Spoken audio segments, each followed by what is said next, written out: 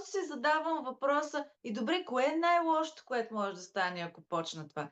Най-лошото е да нямам поръчки в един момент и клиенти и финансово да съм принудена да спра, за да мога, нали, да се издържам.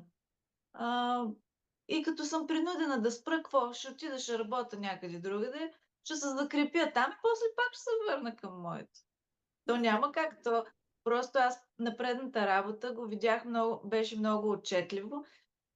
А, Бях се хванала в едно интериорно студио и просто главата ми в цялото време, през което, нали, не е заета с работа, мисли как да се върне към моята си работа, към моето си призвание. И нещата сами така стана, че уж съм се хванала на сигурна работа, обаче шефката нещо и тя имаше финансова криза и спря да плаща.